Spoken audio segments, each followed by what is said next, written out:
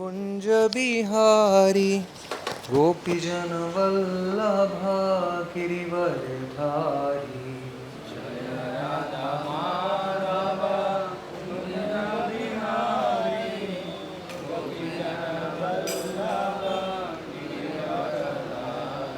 यशोदानंदना व्रज जनरंजना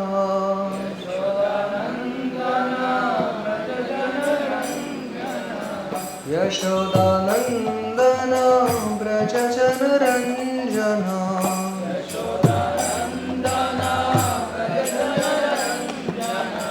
यमुना तीरवनचारी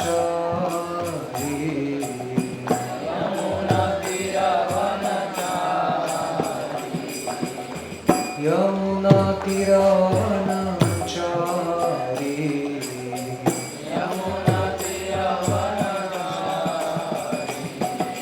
जय राधा माधव कुंज बिहारी गोपीजन वल्लभ गिरिवरधारी।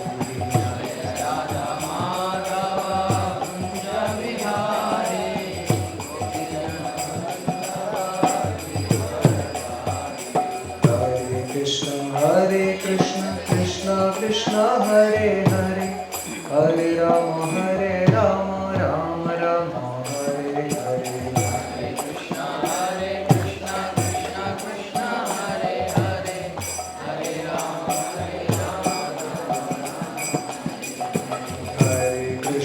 हरे कृष्ण कृष्ण कृष्ण हरे हरे हरे राम राम राम हरे हरे।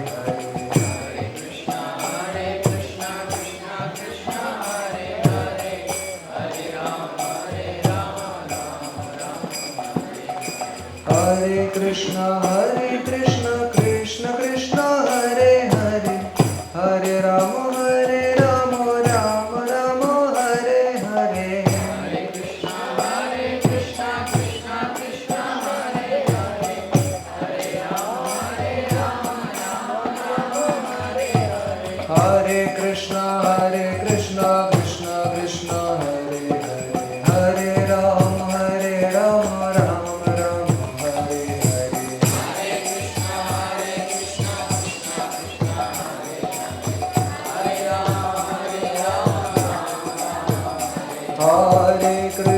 हरे कृष्ण कृष्ण हरे हरे राम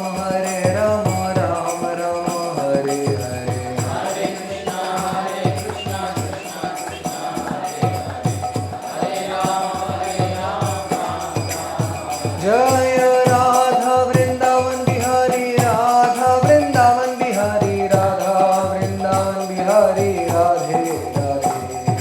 राधा वृंदावन बिहारी राधा वृंदावन बिहारी राधा वृंदावन बिहारी राधे राधे। जय निताय गौरंग जय निताय गौरंग जय निताय गौरंग जय गौर हरि। निताय गौरंग जय निताय गौरंग जय निताय गौरंग जय जय श्री नरसिंह चतुर्दशी महामहोत्सव की श्री प्रहलाद महाराज की श्रील प्रभुपाद की जय। ओम नमो भगवते वासुदेवाय ओम नमो भगवते वासुदेवाय ओम नमो भगवते वासुदेवाय ओम नमो भगवते वासुदेवाय ओम नमो भगवते वासुदेवाय ओम अज्ञानतिमिरान्धस्य ज्ञानाञ्जनशलाकया चक्षुरुन्मिलितं येन तस्मै श्रीगुरवे नमः। श्रीचैतन्यमनोभीष्टं स्थापितं येन भूतले स्वयं रूपः कदा मह्यं ददाति स्वपदान्तिकं। वन्देऽहं श्रीगुरोः श्रीयुतपदकमलं श्रीगुरून् वैष्णवांश्च श्रीरूपं साग्रजातं सहगण रघुनाथान्वितं तं सजीवं साद्वैतं सावधूतं परिजनसहितं कृष्णचैतन्यदेवं श्रीराधा कृष्णपादान् सहगण ललिता श्रीविशाखान्वितांश्च हे कृष्ण करुणा सिंधो दीनबंधो जगत्पते गोपेश गोपिका राधा कांत नमोस्तुते तप्त कांचन गौरांगी राधे वृंदावनेश्वरी वृषभानुसुते देवी प्रणमामि हरिप्रिये वाञ्छाकल्पतरुभ्यश्च कृपा सिन्धुभ्य एव च पतितानां पावनेभ्यो वैष्णवेभ्यो नमो नमः जय श्री कृष्ण चैतन्य प्रभु नित्यानंद श्री अद्वैत गदाधर शिवासादि गौरवृंद हरे कृष्णा कृष्ण कृष्ण हरे हरे हरे राम राम राम हरे हरे। हरे कृष्णा। तो सभी भक्तों को हिंदी समझ में आती है? कोई है जिनको नहीं आती? सबको आती है। हरे कृष्ण। तो आज परम पावन अवसर है श्री नरसिंह चतुर्दशी महोत्सव। तो ये श्लोक ठीक है हमने इंग्लिश में लिखवाया है लेकिन मेरे पीछे पीछे आप एक शब्द मेरे पीछे उच्चारण करिए।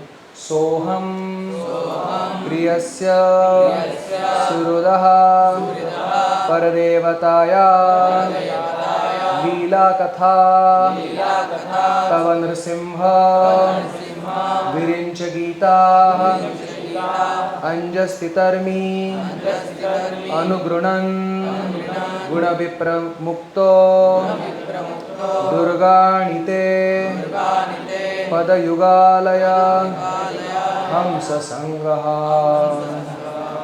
सोहं प्रियस्य सुहृदा परदेवताया लीला कथास्तव नृसिंह विरिंच गीता अंजस्तितर्म्यनुगृणन् गुणविप्रमुक्तो दुर्गाणिते पदयुगालय हंससंगः सोहं प्रियस्य सुहृदा परदेवताया लीला कथास्तव नृसिंह विरिंच गीता अंजस्तितर्म्य अनुगृणन् गुणविप्रमुक्तो दुर्गाणिते पदयुगालय हंससंगः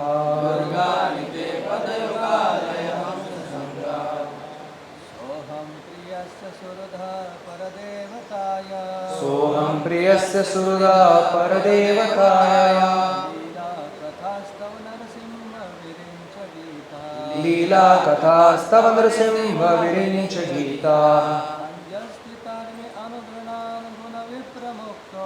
अंजस्तितर्म्यनुगृणन् गुणविप्रमुक्तो दुर्गाणिते पदयुगालय हंससंगः सोहं प्रियस्य सुहृदा परदेवताया लीला कथास्तव नृसिंह विरिंच गीता अंजस्तितर्म्यनुगृणन् गुणविप्रमुक्तो दुर्गाणिते पदयुगालय हंससंगः। माताजी सोहं प्रियस्य सुहृदा परदेवताया लीला कथास्तव नृसिंह विरिंच गीता अंजस्तितर्म्यनुगृणन् गुणविप्रमुक्तो दुर्गाणिते पदयुगालय हंससंगः। सहा वे अहम मैं प्रियस्य प्रिय का सुहृदा सुहृद का परदेवताया परदेवता का लीला कथा लीला कथाएं तव आपकी नृसिंह हे नरसिंहदेव भगवान विरिंच गीता जो ब्रह्मा जी भी गाते हैं अंजहा आसानी से तितरमी पार करूँगा अनुगृणन पुनः पुनः कथन करके गुण भौतिक गुण विप्रमुक्तः बंधन से मुक्त हो जाऊंगा दुर्गाणी अड़चने ते आपके पदयुग पदयुगालय आपके चरणों के ध्यान से हम ससंग भक्तों के संग में। तो इसका अर्थ इस प्रकार से है कि हे नरसिंहदेव, आपके लीला कथाओं का श्रवण कीर्तन करने से, भक्तों के संगों में लीला कथाओं का श्रवण कीर्तन करने से मैं इन 3 गुणों से पूर्णतः मुक्त हो जाऊंगा। तो मैं जैसे ब्रह्मा जी और गुरु परंपराओं में लीला का कीर्तन होता है वैसे कीर्तन करके अवश्य इस भौतिक संसार के परे चला जाऊंगा। यह है भाषांतर। तो तात्पर्य में प्रभुपाद जी कह रहे हैं कि प्रत्येक भक्त के जीवन का कर्तव्य है कि भगवान के गुणों का गुणगान करना। जैसे ही भक्त कृष्ण के नाम गुण का श्रवण कीर्तन करता है तो तुरंत मुक्त हो जाता है, कह रहे हैं प्रभुपाद। प्रभुपाद कह रहे हैं कि श्रवणम कीर्तनम विष्णो हो, स्मरणम पाद सेवनम, अर्चनम वंदनम दास्यम, सख्यम आत्मनिवेदनम। ये भगवान के नाम का नाम रूप गुण लीला का श्रवण कीर्तन करने से भौतिक जो कलमश है उससे हम मुक्त हो जाएंगे। जय श्री राधा वृंदावन बिहारी की जय, श्री गौरांग महाप्रभु की जय। तो भगवद गीता में कहा गया है कि कोई गुरु शिष्य परंपरा से अगर भगवान के नाम का श्रवण करें तभी वह प्रभावी है। जैसे हमको हमारे आचार्यों ने बताया है, उसी का अनुगमन करते हुए हमको लीला कथा बतानी है या सुननी है या कहनी है। तो आगे प्रभुपाद जी कहते हैं कि ऐसा अगर करेंगे तो भगवत साक्षात्कार एवं आत्मा साक्षात्कार बहुत आसानी से हो सकता है। तो आचार्यों के पदों का अनुगमन करने से ही हम यशस्वी हो जाएंगे, हमको जीवन का अंतिम ध्येय प्राप्त हो जाएगा। कहते हैं भौतिक जगत में कोई भी किसी पद पर क्यों ना हो, यह दुखमय जीवन ही है। भौतिक जगत में हर एक जन दुख भोग रहा है, ये दुखमय जीवन है। तो इसलिए अगर हम कृष्ण भक्ति को अपनाएंगे तो ही संपूर्णतः आनंदी हो सकते हैं। इस भौतिक जगत दुखालय अशाश्वत कहा है कृष्ण भगवान अर्जुन को कहते हैं, उसमें भी हम क्या हो सकते हैं, आनंदी हो सकते हैं।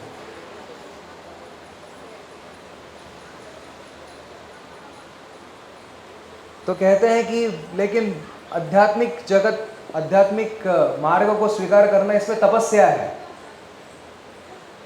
तो प्रभुपाद जी कहते हैं कि ये जो स्वेच्छा से स्वीकार की हुई तपस्या है वो अच्छी है, कई गुना अच्छी है भौतिक जगत में तपते रहने से।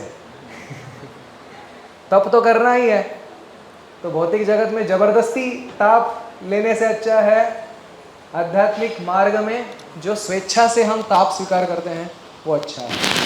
तो यहाँ पर ये सारी प्रार्थनाएं जो हैं श्री प्रहलाद महाराज की हैं।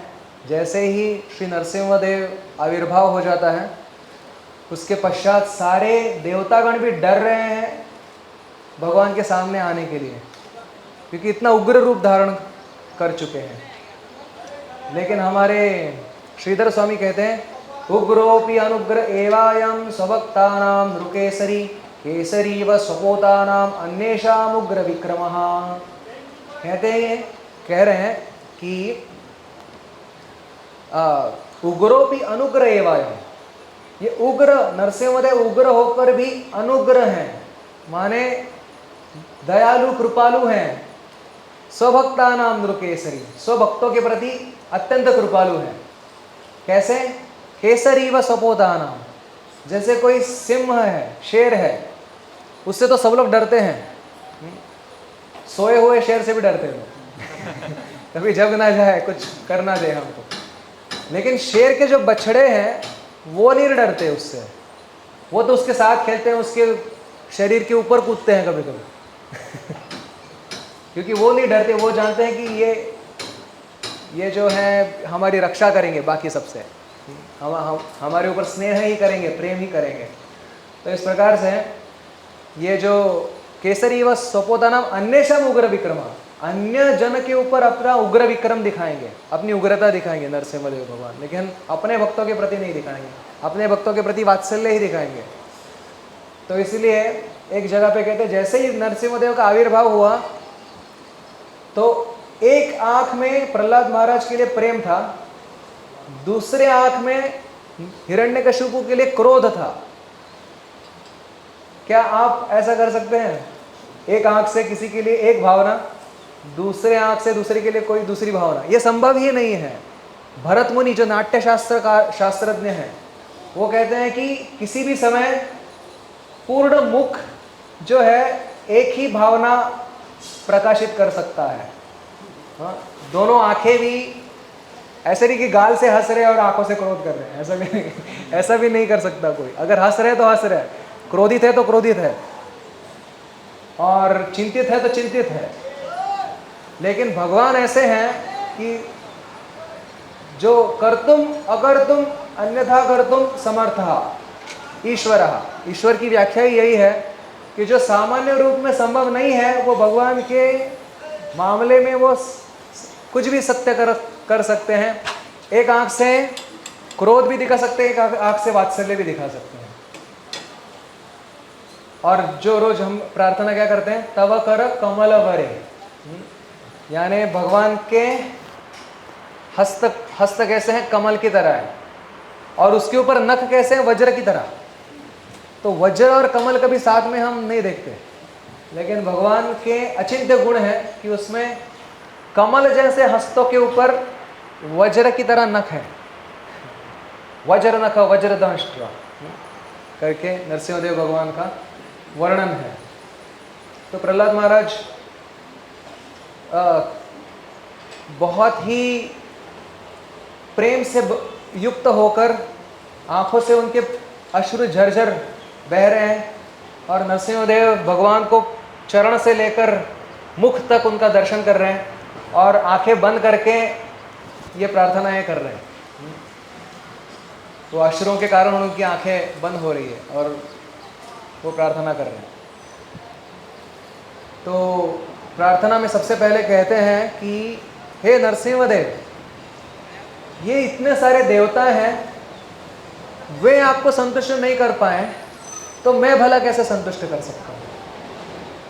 क्योंकि ये सब देवता हैं, वो सुर हैं। सुर माने सत्वगुण में होते हैं। ऊर्ध्वं गच्छन्ति सत्वस्था, हमारे कृष्ण कहते हैं 16वें अध्याय में 14वें अध्याय में कि जो सत्व गुण में रहते हैं वो ऊर्ध्व गति हो जाती है उनके, माने स्वर्ग इत्यादि लोगों को प्राप्त करते हैं। मध्य तिष्ठन्ति राजसा, रजोगुणी होते हैं मध्य में रहते हैं, और जघन्य गुण वृत्तिस्था आदौ गच्छन्ति तामसा, जो जघन्य गुण वृत्ति नीच वृत्ति के होते हैं वो नीचे चले जाते हैं, असुर इत्यादि प्रजाति को प्राप्त हो जाते हैं। तो यहाँ पर हमारे प्रहलाद महाराज कह रहे हैं कि अगर सत्व जो महासत्व गुण में रहते हैं वो ब्रह्मा जी भी अगर आपको संतुष्ट नहीं कर पा रहे हैं, तो फिर हम भला कैसे संतुष्ट कर पाएंगे? क्योंकि हम तो असुर कुल में जन्मे हैं। किम तोष्टुमर्हति समय हरिर उग्र जाते, उग्र जाति में हम जन्मे हुए हैं। तो उसके पश्चात कहते हैं कि आपको संतुष्ट करने के लिए और कोई दूसरी उपाधि की आवश्यकता नहीं है, और कोई पात्रता की आवश्यकता नहीं है। तो कह रहे हैं मन्ये धनाभिजन रूप तपश्रुत हो जाओ। कोई कहेगा कि अरे भगवान को संतुष्ट करने के लिए धन की आवश्यकता है, तो ऐसा नहीं है। दुर्योधन के पास धन बहुत था लेकिन भगवान ने कुछ स्वीकार नहीं किया उसने दिए हुए भोगों का स्वीकार नहीं किया। दुर्योधन ने कहा अरे आपके लिए 56 भोगों की मैंने व्यवस्था की हुई है, आप आइए। तो कृष्ण ने उनको कहा 56 भोग खिलाने के लिए आपके जैसे 56 मिल जाएंगे मुझे लेकिन हम ऐसे स्वीकार नहीं करेंगे। कहते हैं महाभारत में इसका वर्णन आता है, हम कोई व्यक्ति दो ही परिस्थितियों में किसी का आमंत्रण स्वीकार करता है। कौन सी दो परिस्थितियों में? एक, या तो वो भूखा हो, और दूसरा या तो जो आमंत्रण देने वाला है उसका प्रेम हो बुलाने वाले के प्रति। तो कहते हैं कि या तो पहले तो मैं भूखा नहीं हूँ, और दूसरा तुम्हारा मेरे प्रति प्रेम भी नहीं है, तुम तो मुझे मस्का लगाने के लिए लेके जा रहे हो यहाँ पर कि ताकि मैं जो युद्ध में आपकी मेरी इसलिए खुशामद कर रहे हो कि युद्ध में आपको मैं सहाय्य करूँ, इसलिए इतनी खुशामद कर रहे हो। तो क्या मैं समझ नहीं पाऊंगा? सबके हृदय में बैठे हुए अंतर्यामी है भगवान, जो हम नहीं कहते वो भी समझ जाते हैं भगवान जो हम नहीं जानते वो भी जान जाते हैं भगवान। तो धन से तुष्ट नहीं होते हैं भगवान। धना अभिजन, किसी के बहुत सारे अनुयायी हैं, फेसबुक पे बहुत सारे फैंस हैं, तो इसलिए भगवान हमारी प्रार्थना सुनेंगे, ऐसा नहीं है। अभिजन रूप, कोई सुंदर है इसलिए भगवान उसकी सुनेंगे, ऐसा नहीं है। धना अभिजन रूप तप श्रुत हो जाओ, बहुत सारा तप किया हुआ है इसलिए नहीं सुनेंगे। दुर्वास मुनि तो बहुत सारे तप किए थे, उनके पीछे सुदर्शन भेज दिए भगवान। श्रुत, बहुत सारे पढ़ाई की हुई है तो भी भगवान सुनेंगे, ऐसे कोई गारंटी नहीं है। जैसे जो ब्राह्मण थे, याज्ञिक ब्राह्मण, बहुत पढ़े लिखे हुए थे, लेकिन भगवान ने उनका क्या किया उनके प्रति अपनी उपेक्षा ही दिखाई उनको। तो कह रहे हैं भक्ता तुष्यति केवल भक्ति से भगवान तुष्ट हो जाते हैं, और कोई दूसरी पात्रता की आवश्यकता नहीं होती।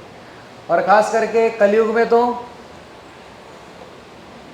अगर मान लो कोई कुछ भी पात्रता नहीं है लेकिन केवल निरपराध है, तो भी भगवान की कृपा उसको प्राप्त हो जाती है। पात्र ना देखी स्थान, जय जहां पाए तहां करे प्रेम दान। क्योंकि ये किसका युग है? गौर निताई का युग है।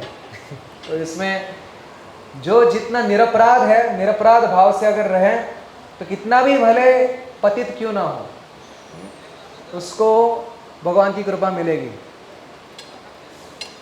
तो आगे कहते हैं कि ये श्लोक पे हम चर्चा करेंगे थोड़ी सी। तो उसमें कह रहे हैं कि लीला कथा स्तव नृसिंह विरिंच गीत। तो कह रहे कि हम इस भौतिक जगत में 3 गुणों से बंधे हुए हैं। सत्व गुण से जब भी बंधे होते हैं तो हमको लगता है कि हमको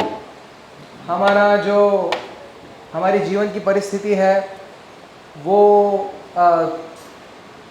जिसमें हमको सुख प्राप्त होगा, सुख संगेन बध्नाति ज्ञान संगेन, अलग अलग प्रकार के कला विज्ञान इत्यादि हम सीख लेंगे तो हम सुखी हो जाएंगे।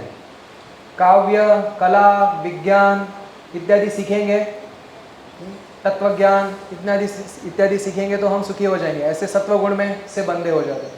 रजोगुण में बंधे होते हैं तो सोचते हैं कि बहुत ज़्यादा पैसा कमाएंगे, बहुत ज़्यादा नाम कमाएंगे तो हम सुखी हो जाएंगे। और तमोगुण में रहते हैं तो वो सोचते हैं बहुत ज़्यादा सोएंगे तो सुखी हो जाएंगे। सोने से सुख पाने वाले माने तमोगुण से बद्ध है, या क्रोध, बहुत ज़्यादा क्रोधित होते हैं, बहुत ज़्यादा दीर्घ सूत्री होते हैं, जो हमको कहते हैं कि कल का काम आज कर, आज का काम अब। तो ये तमोगुणी वाले बोलते हैं अब का काम आज कर, आज का काम कल और कल का काम कभी नहीं तो ऐसा करते करते दीर्घ सूत्री कहते हैं। विषादी दीर्घ सूत्री च, सदैव जो डिप्रेशन में रहते हैं वो तमोगुण वाले हैं, तमोगुण से बद्ध है। डिप्रेशन समझते क्या क्या कहते हैं उसको? तनाव में रहते हैं, अपने आप को सदैव न्यून भाव में रहते हैं। न्यून माने दैन्य नहीं, दैन्य और ये भाव में फर्क है, नैराश्य में फर्क है। दैन्य वाला कितने भी कोई भी दिक्कत में क्यों ना हो भगवान की सेवा अवश्य करेगा, लेकिन ये नैराश्य वाला होता है वो इसलिए दीन है क्योंकि वो सुख भोगना चाहता था लेकिन माया उसको भोगने नहीं दे रही है, इसलिए वो दुखी है, इसलिए निराश है। तो कह रहे हैं इससे हम बाहर कैसे आएंगे? तो हम में से प्रत्येक जन किसकी खोज में है? आनंद की खोज में है। ये मैं बार बार बहुत बार इसको दोहराता हूँ। तो ये आनंद हमको कभी चाहिए? सोमवार को चाहिए, मंगलवार को चाहिए या बुधवार को चाहिए? रोज चाहिए। रोज कौन से समय चाहिए? सुबह चाहिए, दोपहर को चाहिए या शाम को चाहिए? प्रत्येक क्षण चाहिए, प्रत्येक क्षण आनंद चाहिए। सबको चाहिए ना? या किसी को दुख चाहिए? यहाँ पर नहीं, सबको आनंद चाहिए। और ये आनंद कितना चाहिए? थोड़ा सा चाहिए कि कितना चाहिए? जितना मिले उतना चाहिए। अनंत चाहिए, अनंत आनंद चाहिए, हर क्षण चाहिए। तो आनंद है क्या वो तो जानना चाहिए हमको आनंद चाहिए, लेकिन आनंद है क्या वो भी तो जानना है। कौन, किससे आनंद मिलेगा वो तो जानना चाहिए। इसलिए तो हमको श्रुतियां बताती हैं कि सैव आनंद से मीमांसा भवति। बोलते कि आनंद की मीमांसा कौन है? कृष्ण है। कृष्ण के को पाकर ही हम आनंदी हो सकते हैं। रसमेवा एव अयम लब्ध्वा आनंदी भवति। रस को प्राप्त करके ही हम, कृष्ण रस को प्राप्त करके ही हम आनंदी हो सकते हैं। वरना हम एड़ी चोटी का बल लगाए लेकिन फिर भी आनंद नहीं पा सकते। कितना भी मेहनत क्यों ना करें, आनंद को नहीं पा सकते। जब तक कृष्ण को हमारे जीवन का केंद्र नहीं बनाएंगे तो आनंद को छोड़कर कोई आनंद पा सकता है क्या? नहीं पा सकता है। तो इसलिए यहाँ पर प्रहलाद महाराज कह रहे हैं कि आपकी लीला कथा तव नृसिंह विरिंच गीता, जो ब्रह्मा जी गा रहे हैं वैसी कथा को मैं ग्रहण करूँगा। देखिए यहाँ पर दीन भाव है, सोंज स्थितर्मी। पहले ही वो प्रहलाद महाराज भौतिक गुणों से मुक्त हैं, लेकिन कह रहे हैं कि दीन भाव से कह रहे हैं कि अगर मैं आपकी लीला कथा सुनूंगा तो इन गुणों से मुक्त हो जाऊंगा। पहले ही मुक्त है लेकिन कह रहे हैं ऐसा। पद्यावली में एक श्लोक आता है, यानी स्तावकास्तव भगवान चतुर्मुखादया, कि हे भगवान आपके गुणगान करने वाले ब्रह्मा जी जैसे चतुर्मुख हैं। चतुर्मुख माने चारों वेद जानते हैं वो आपका गुणगान कर रहे हैं। मैं क्या जानता हूँ? मैं कुछ नहीं जानता। आज कुछ पढ़ा श्लोक तो कल भूल जाता हूँ। तो ये चार वेद जानना तो दूर की बात है। भावकास्तु भगवान भवादया, आपके ऊपर ध्यान करने वाले कौन हैं? शिव जी जैसे बड़े बड़े लोग हैं। शिव जी जब भगवान के ऊपर ध्यान के लिए करने के लिए बैठते हैं तो कभी कभी मतलब इतने विभोर हो जाते हैं कि तांडव नृत्य करने लगते हैं। फिर उनकी जो पत्नी है देवी पार्वती, उनको जगाकर उनको बाहर लाना पड़ता है। और बाहर आकर शिव जी क्या कहते हैं पार्वती को कि तुम मेरी जगत में सबसे बड़ी शत्रु हो क्योंकि तुमने मुझे मेरे ध्यान से बाहर लाया। तो पार्वती देवी कहती है कि अभी क्या करूं, आप ऐसा तांडव करेंगे तो बिना समय प्रलय हो जाएगा तो पूरे जगत को बचाने के लिए आपको बाहर लाना पड़ा हमको और फिर सेवकास्तु शतमखादया सुरा, आपके सेवक कौन है? शतमख माने 100 यज्ञ करने वाले इंद्र जैसे बड़े बड़े सेवक हैं आपको। तो हम क्या सेवा करेंगे? हम एक चंदन लाने में, अच्छा चंदन लाने में मुश्किल होती है हमको। बहुत मुश्किल से सही वाला चंदन मिलता है। हाँ, ज़्यादा करके नकली चंदन ही रहता है मार्केट में। तो हमारे चैतन्य गुरु प्रभु बहुत रिसर्च करके सही वाला लेकर आते हैं। या पता नहीं कौन है, लेकिन तो ये जो यज्ञ है उसके लिए सब पवित्र जो सामग्री की आवश्यकता होती है। ऐसे नहीं कि डुप्लीकेट माल से चल जाएगा, ये सब सही वाला होना चाहिए। जो भी द्रव्य अर्पण करने वाले हैं वो शुद्ध होने चाहिए, अपने स्वाभाविक अवस्था में होने चाहिए। चाहे कुछ भी हो, कर्पूर हो या कुछ भी यज्ञ की सामग्री हो, घी हो, सब कुछ, घी भी हैंड चर्न होना चाहिए।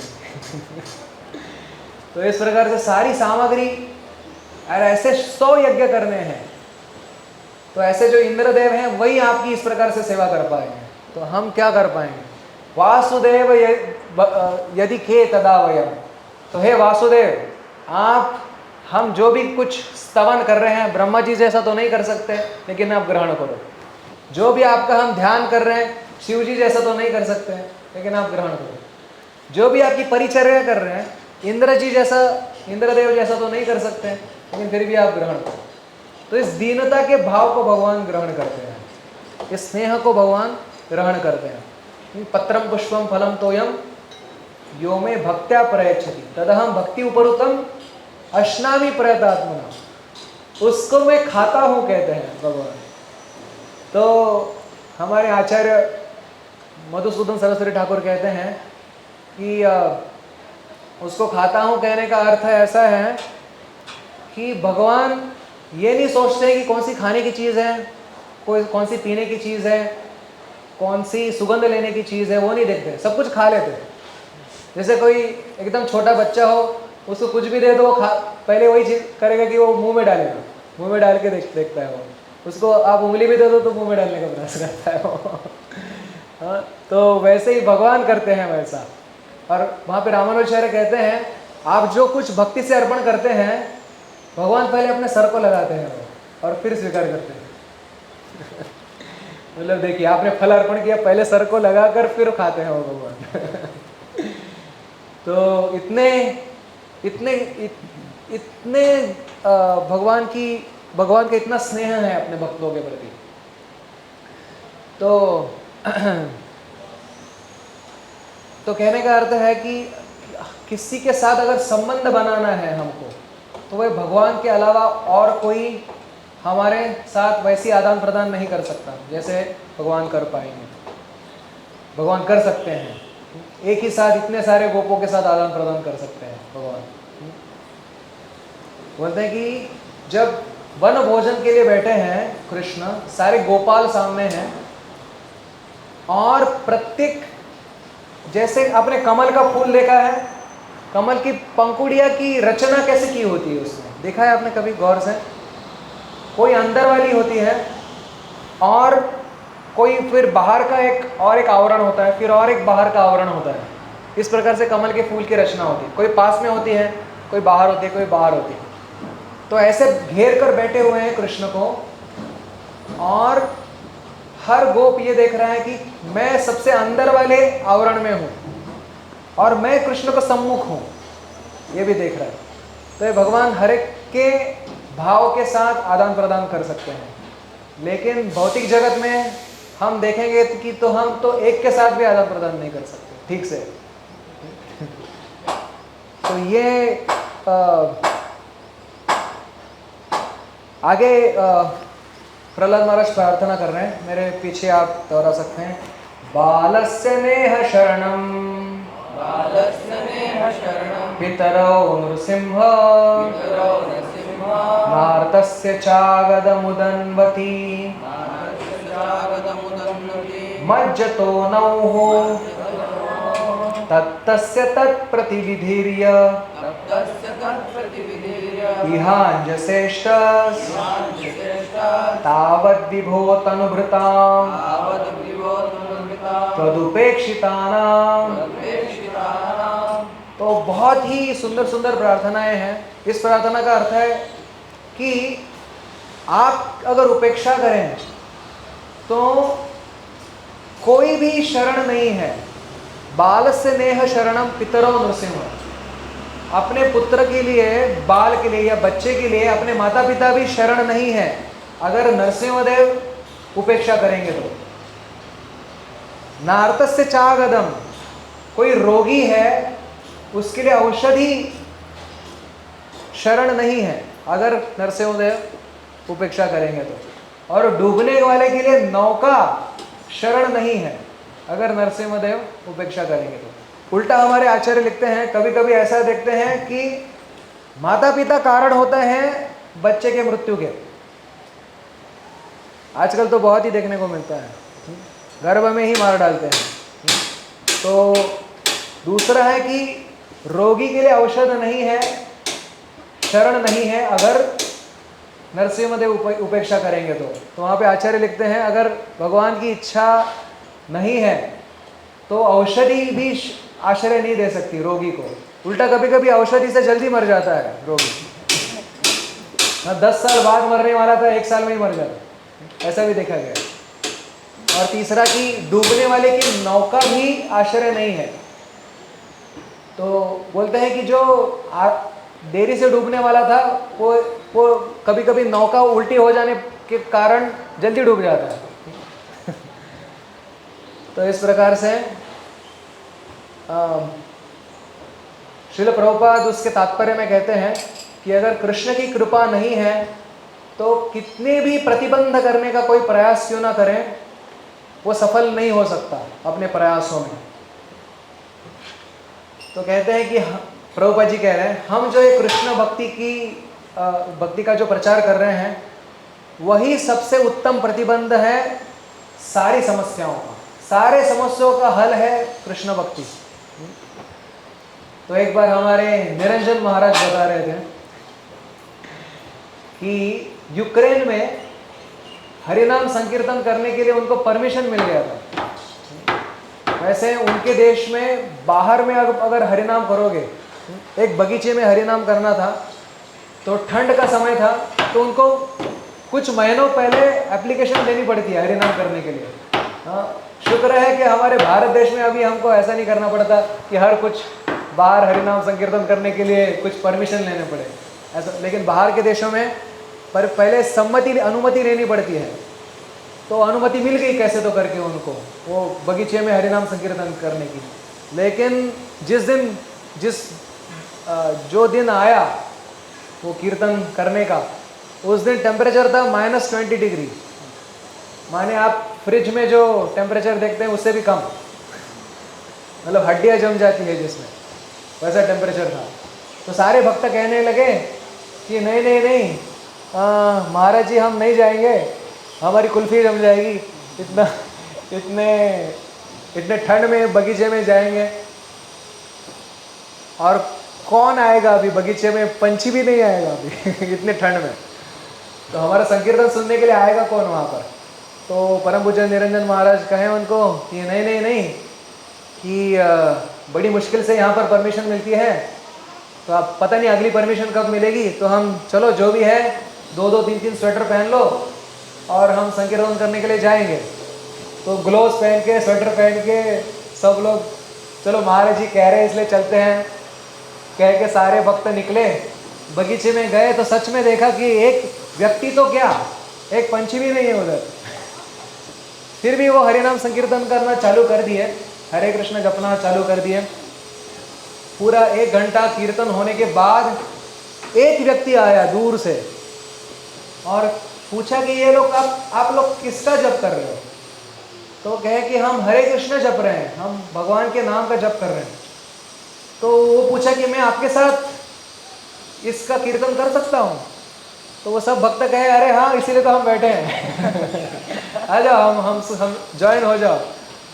तो वो जो व्यक्ति है वो उनके साथ कीर्तन में भाग लिया, वापस कहा कि आप लोग रहते कहाँ हो। तो वो कहे कि हम उस मंदिर में रहते हैं। तो उनके पीछे पीछे वो मंदिर आ गया, मंदिर में आकर प्रसाद पाया उसने। फिर हफ्ते भर के लिए रोज आया वो, उसने 16 माला जपना भी चालू कर दिया। फिर हफ्ते बाद बोलता है कि शायद से आपको मालूम नहीं कि मेरी बैकग्राउंड क्या है, मैं किस बैकग्राउंड से आया हूँ। तो चलो आज मैं आपको वो बगीचे में वापस लेके जाता हूँ। तो वो भक्तों को बगीचे में लेके गया उसने कहा कि 1 हफ्ता पहले आपको क्या लगता है मैं बगीचे में क्यों आया था? टहलने आया था? बोला कि मैं इस बगीचे में आत्महत्या करने आया था। मतलब पेड़ को मैंने रस्सी बांध दी थी, हाँ, और जो फंदा था गले में डाल दिया था, और वो डाली के ऊपर चढ़ गया था मैं और कूदने वाला था। फिर मैंने प्रार्थना की भगवान से, हे भगवान, अभी ये आपको लास्ट चांस है मुझे बचाने का। मुझे एक सुखी व्यक्ति दिखाओ, मैं ये मरना कैंसिल कर दूंगा। तो जैसे ही मैंने ऐसे कहा तो मुझे हल्का हल्का सा ऐसा कुछ वाद्य का आवाज सुनाई दिया, और कुछ लोग आप जप रहे थे, मुझे पता नहीं था क्या जप रहे थे। तो मैं बोला कि ठीक है, उतर के देखता हूँ कम से कम क्या चल रहा है, बाद में वापस चढ़ सकता हूँ झाड़ के ऊपर तो उतर के मैंने देखा तो 20 जन इतने ठंड में कुछ गा गा कर नाच रहे। तो मैंने भगवान को बोला कि अरे मैंने एक व्यक्ति दिखाने को बोला, आपने 20 जनों को दिखाया तो इसके बाद में आया, फिर आपके साथ मैं भाग लिया, और फिर एक नई किरण आशा की मुझे मिल गई। और आपको लगता है कि मैं झूठ बोल रहा हूँ, तो देखो वो झाड़ है, वो डाल है, अभी भी वो फंदा उधर ही है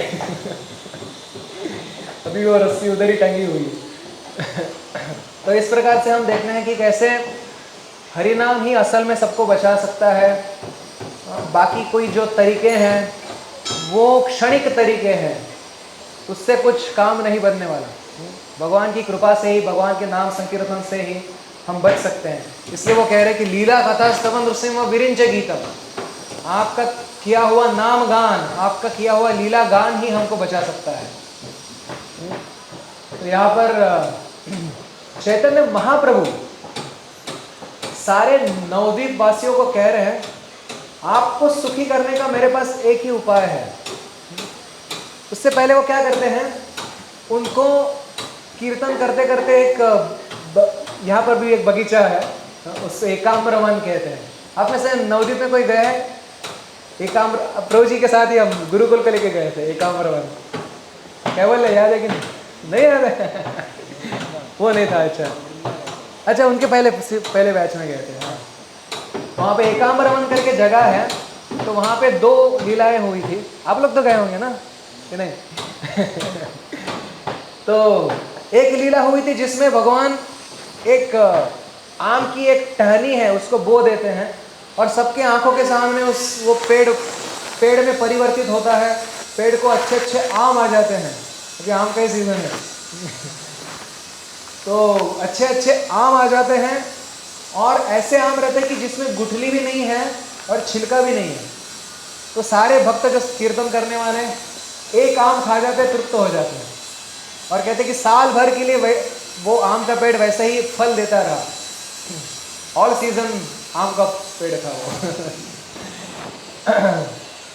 और उसी जगह पर और एक लीला हुई कि चैतन्य महाप्रभु जब आए थे, ये लीला की सीख ये है कि अगर हम भगवान का संकीर्तन करेंगे तो हमको हमारे जो योगक्षेम की चिंता नहीं करनी चाहिए, उसकी चिंता भगवान करेंगे। कीर्तनियर परिश्रम जाने गौर राय,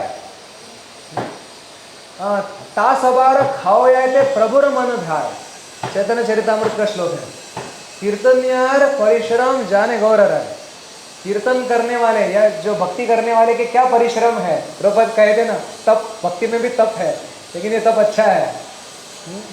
ये तप से क्या होगा, जो कच्चे आम पकेंगे, ऐसा ताप है ठीक है। और तासबार खाओ जाते प्रभु मन भाई, तो उन सबको खिलाने पिलाने के लिए महाप्रभु का मन सदैव उत्कंठित होता है। तो ये उससे सीख मिलती है।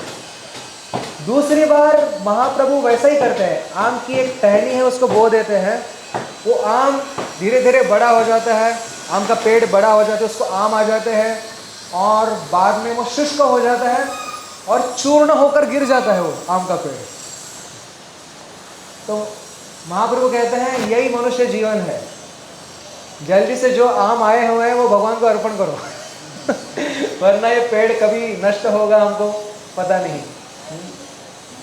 कि क्या कहते हैं वो, कमल दल जल जीवन टलमल भजहु हरिपद नीति रे, भजहु रे मन श्री नंदन अभय चरणारविंद रे। बोले कमल दल जल जीवन टलमल, तो कमल दल, कमल का आपने पुष्प देखा होगा, दल उसका यानी पत्ता, उसके ऊपर एक मोम जैसा एक ये रहता है, लेयर रहता है, आवरण रहता है, जिसके कारण उसके ऊपर आप पानी डालोगे ऊपर से स्थिर ठहरता नहीं है उसके ऊपर, थोड़ा हवा आ गई तो कभी गिर जाएगा पता नहीं। तो कह रहे वैसा हमारा जीवन है, मनुष्य जीवन। नलिनी दलगत जलम अति तरलम, बोलते हैं कि अपने आदि शंकराचार्य कहते हैं सेम चीज, नलिनी दलगत जलम अति तरलम, अति तरल है, कभी क्या होगा और क्या हमारा होगा हमको पता नहीं। इसलिए भज गोविंदम भज गोविंदम भज गोविंदम मूढ़ मते। तो कह रहे हैं कि इसलिए भगवान का आश्रय लेना ही, उनकी लीला कथाओं का आश्रय लेना ही हमारे लिए सब समस्याओं का हल वही है।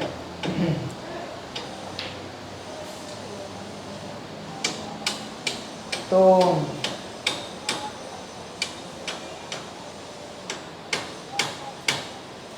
आगे एक और एक प्रार्थना है, तो ये है, इसमें ये श्लोक में दूसरी एक बात आती है कि आचार्यों के परंपरा के अनुसार लीला कथा श्रवण कीर्तन करेंगे। मैंने अपने मन से बहुत बार ऐसे होता है कि आप दुकानों में वगैरह जाएंगे, वहाँ पे गीता का सार लिखा हुआ होता है, वो लिखा होता है कि आप क्या लेकर आए थे, क्या लेकर जाएंगे। मतलब कौन सा गीता का श्लोक है भाई ये अगर आप कहोगे कि मन मना भव मद भक्तो मद याजी माम नमस्कुरु मामे वश्यसे सत्यम ते प्रतिजाने प्रियो से में, हमारे आचार्य कहते हैं ये गीता का सार है कि अरे सदैव भगवान का चिंतन करो, भगवान को मन दो, संसार को मन मत दो, भगवान को मन दो, ये जगत को मन मत दो। मन मना भव मद भक्तो, भगवान के भक्त बन जाओ। मद याजी, भगवान का यजन करो। माम नमस्कुरु, मामे वैश्य से सत्यम ते प्रतिजाने प्रियोसी में, सच में मैं कह रहा हूँ ऐसा करोगे तो तुम मेरे पास चले आओगे। तो ये है गीता का सार जो हम आचार्यों से समझते हैं। तो ये आचार्य की उपासना करके ही हम, आचार्यों की उपासना करके ही हम भगवान की उपासना कर सकते हैं। जैसे हम रोज सुबह क्या गाते हैं, यस्य प्रसादात् भगवत् प्रसादो यस्य प्रसादात् न गति कुतोऽपि ध्यायन्स्तुमास्तस्य यशस्वी संज्ञा वंदे गुरो श्री चरणारविंदम। तो ये सब गुरु शिष्य परंपरा के द्वारा ही हमको भगवान की प्राप्ति हो सकती है, क्योंकि भक्ति का बीज देने वाले तो गुरु ही है। ब्रह्मांड भ्रमिते कौन भाग्यवान जीव, गुरु कृष्ण प्रसादे पाए भक्ति लता बीज। तो प्रभुपाद जी का एक लेक्चर सुन रहा था मैं, तो बोलते कौन सी किसकी कृपा पहले होती है, तो गुरु की कृपा पहले होती है या भगवान की कृपा पहले होती है। तो माधुर्य कादंबिनी में लिखा है कि पहले गुरु की कृपा होती है। भगवान की जब इच्छा होती है कि इसका उद्धार हो जाए तो वो गुरु के द्वारा पहले उसको कृपा देते हैं और फिर स्वयं कृपा देते हैं। तो प्रभुपाद कहते हैं कि कृष्ण की कृपा से गुरु मिल जाते हैं, गुरु की कृपा से फिर कृष्ण मिल जाते हैं। तो पहले कृष्ण की कृपा से गुरु मिल जाते हैं, उनके हम अगर सही से आराधना करेंगे, उपासना करेंगे तो उनकी कृपा से कृष्ण मिल जाएंगे। तो ये वही श्लोक है, तो हम इसको भी गाएंगे। एवं जनम निपतितं प्रभवाहि कूपे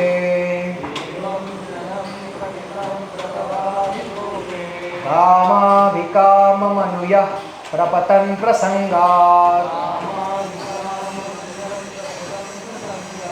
कृत्पात्मसात् सुदर्शिना भगवन् गृहीता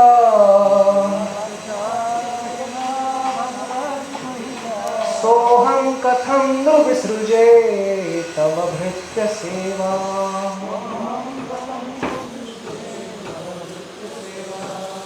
तो कह रहे हैं कि एवं जन्म निपतितम प्रभवाहि कूपे, मैं सांप से घिरे हुए कुएं में गिर रहा था, मुझे गिरते हुए बचाया। किसने बचाया?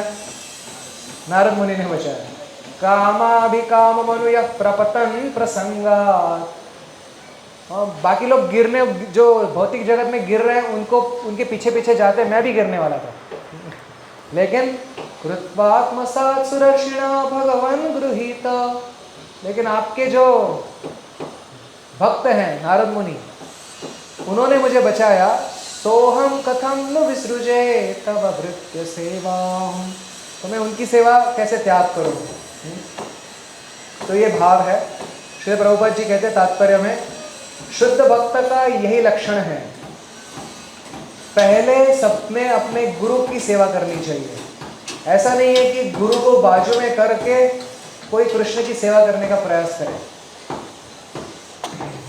पहले गुरु की सेवा करने के लिए सज्ज होना चाहिए, और जब भी पात्रता बनेगी गुरु सेवा करके, तो अपने आप से उसको साक्षात सेवा प्राप्त हो जाएगी। अपने आप से उसको साक्षात सेवा भगवान की प्राप्त हो जाएगी। तो यहाँ पर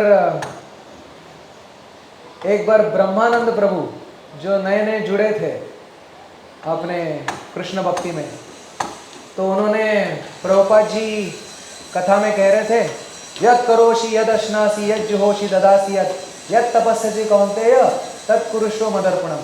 जो जो तुम कर रहे हो, जो जो तुम अर्जन कर रहे हो, वो भी तुम मुझे अर्पण करो।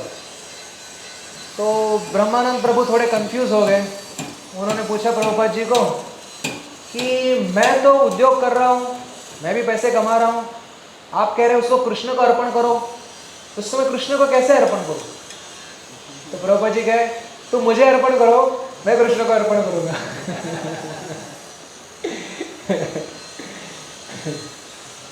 तो इस प्रकार से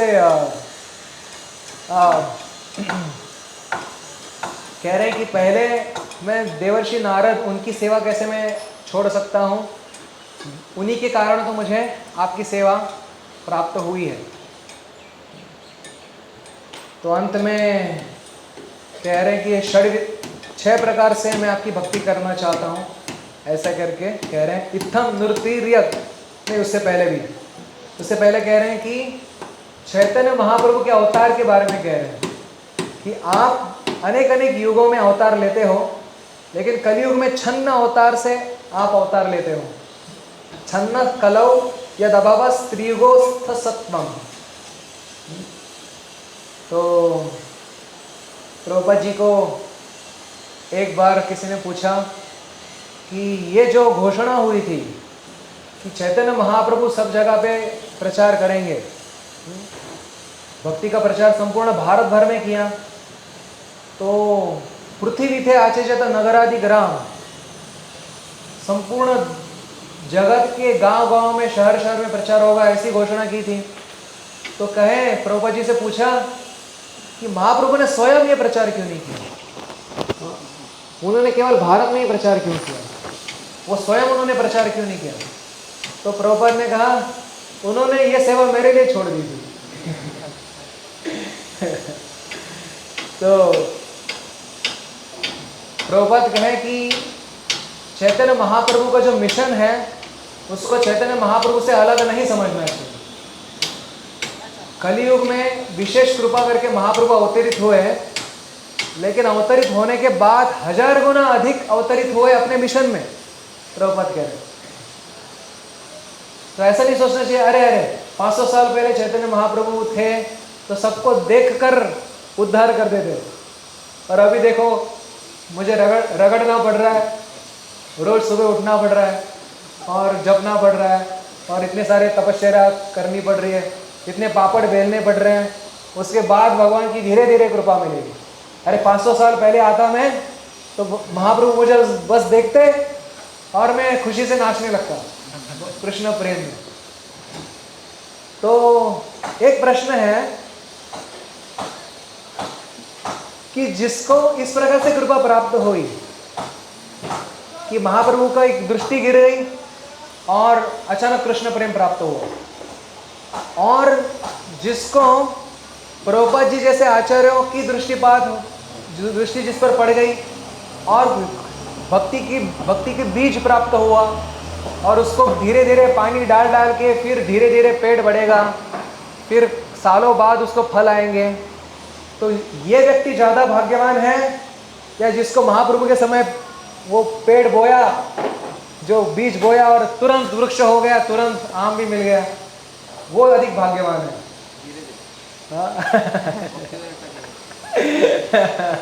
देखो पहले बाकियों को पूछता हूँ मैं। आपको क्या लगता है कौन वाला अधिक भाग्यवान है? और कारण भी बताइए कौन अधिक भाग्यवान है? जिसको महाप्रभु की दृष्टि में पात हो गया और तुरंत भक्ति मिल गई, कृपा सिद्धि मिल गई, या जिसको आचार्यों के दृष्टिपात से धीरे धीरे भक्ति मिल गई? कौन अधिक भाग्यवान है? हाँ, धीरे धीरे भक्ति मिली। क्यों? कारण क्या है?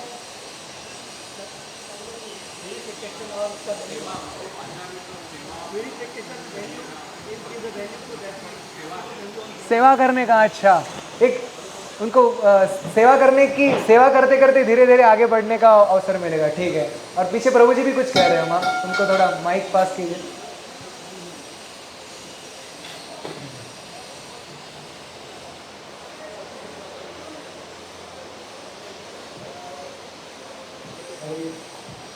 हाँ प्रभु जी। कोई भी चीज आसानी से मिल जाती है, हम लोग उसकी वैल्यू नहीं करते। क्योंकि वो संघर्ष में भी एक आनंद है। अभी जो तुरंत कृपा सिद्धि मिल गई उसको तो वो वस्तु सिद्धि वाला आनंद प्राप्त हो गया, लेकिन जो धीरे धीरे संघर्ष करके कुछ चीज प्राप्त करने का जो आनंद है वो भी उसको प्राप्त हो गया, और अंततोगतो वो भी आनंद प्राप्त हो जाएगा जो वो पहले व्यक्ति को मिल रहा है। वो दोनों आनंद उसको प्राप्त हो रहा है।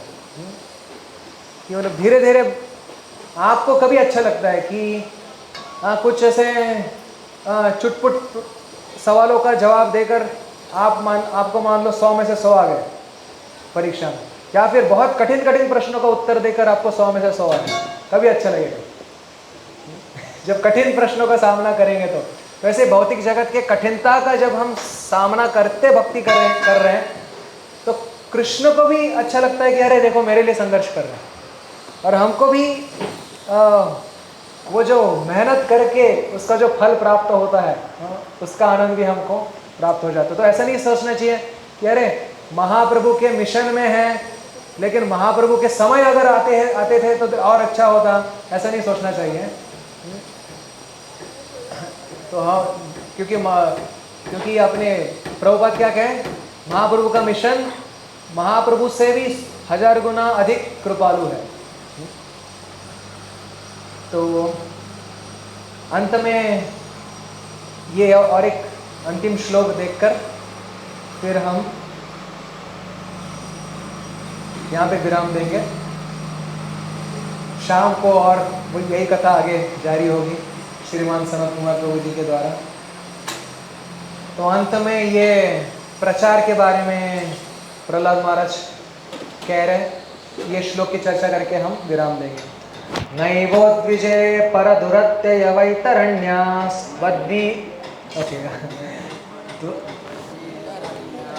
वद्वीर्यगायन महामृतमग्न चित्तः शोचे ततो विमुख चेतस इंद्रियार्थ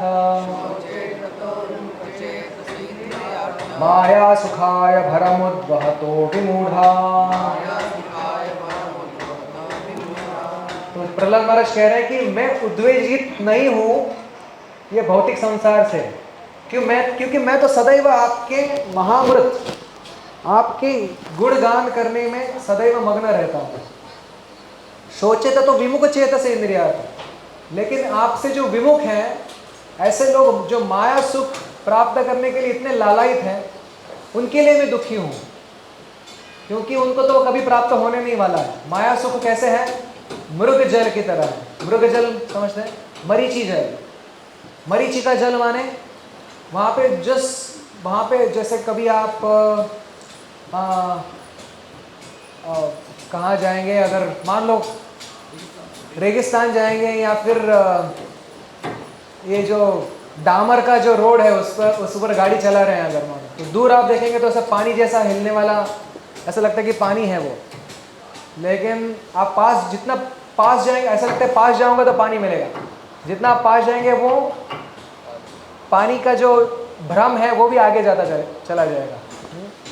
तो वो है माया सुख, और उसको प्राप्त करने के लिए इतना व्यग्र है प्रत्येक जीव, तो उसको देखकर करुणा उत्पन्न होती है प्रहलाद महाराज जैसे महान भक्तों में। तो उसके बारे में बोल रहे हैं। तो मेरी बात, मैं तो आपके गुणगान करके उस आनंद समुद्र में मग्न हूँ, कह रहे हैं। उससे बाहर भी हम नहीं आना चाहते। लेकिन जो माया सुख में मग्न है, माया सुख तो माया सुख है नहीं, वो तो दुख ही दुख है, तो उसमें जो मग्न है उनको बाहर निकालने की चिंता मुझे है। तो प्रभुपाद जी कहते हैं प्रहलाद महाराज एक ही साथ सुखी भी थे और दुखी भी थे। तो सुखी इसलिए थे क्योंकि कृष्ण की कथामृत का पान कर रहे हैं। दुखी इसलिए है क्योंकि जो मूर्ख हैं इस जगत में, जो अभी भी इस जगत से आस लगाकर बैठे हुए हैं। तो यहाँ पर